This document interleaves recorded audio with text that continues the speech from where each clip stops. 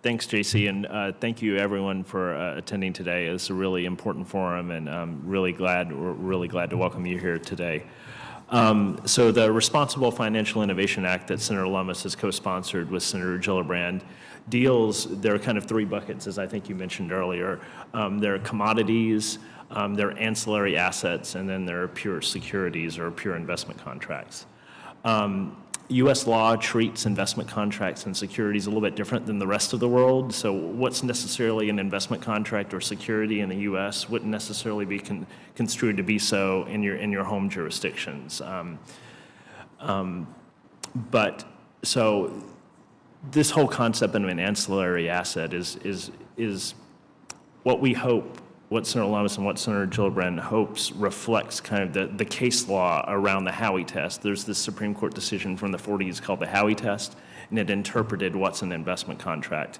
And, Senator Lummis and Senator Gillibrand have looked at all of the case law that interpreted Howey from the 40s on and have determined that, if you're providing an asset with an investment contract, it's not necessarily a security or it's not necessarily part of that investment contract. So Senator Lummis and Senator Gillibrand's bill would recognize that, fact that's based in the case law and say that if you're providing most digital assets aren't necessarily decentralized enough to be considered pure commodities, like Senator Lummis mentioned that Bitcoin clearly is today, but they don't necessarily always check the boxes of being an investment contract either, because they're not conferring a business interest a financial interest in a business entity.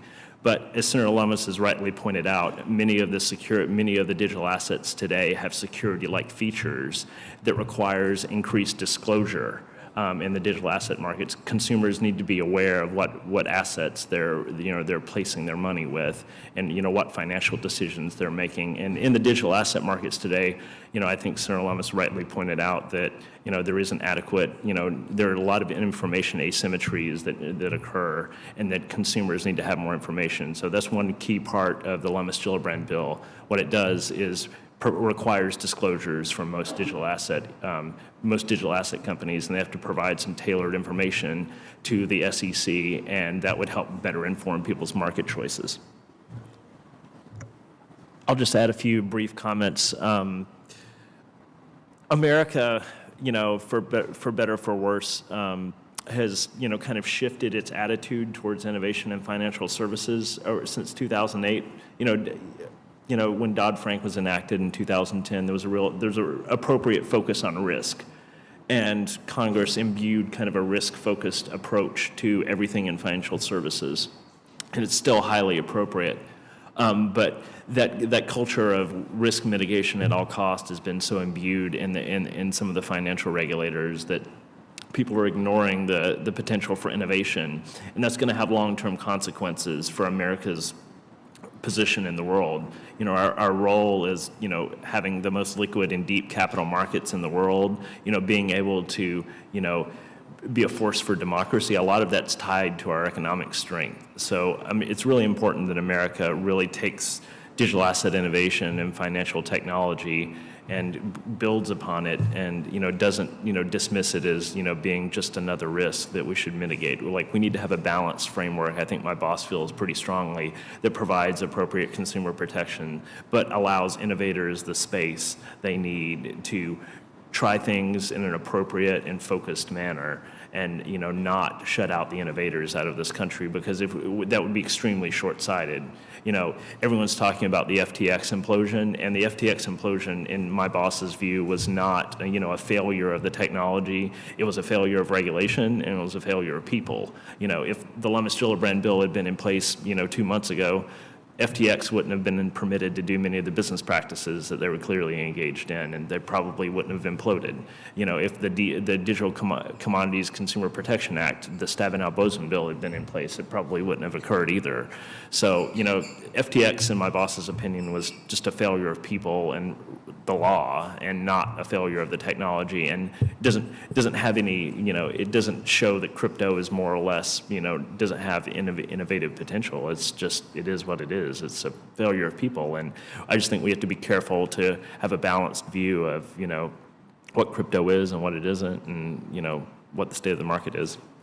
I was just going to turn to FTX, actually. So I wonder, from a legislative standpoint, does that, and it's been a tumultuous time in crypto in the last couple of months, for sure. Does that failure of FTX, do you think that accelerates consideration of legislation or slows it down, or does it make any difference? Both. I think it makes legislation more certain at some point down the line, but it's probably pushed out the time frame a little bit. We have to wait on the SEC and the CFTC to do some digging around and what happens, and that'll inform some of the legislative measures that we put in place. And I just think I think it's appropriate that Congress pushes pause for 6 months to a year to find out what really happened, so that we can make appropriate legislation that isn't knee-jerk. We don't want to pass. I don't think Congress should pass legislation now, because that would likely be a staggering overreaction to what happened.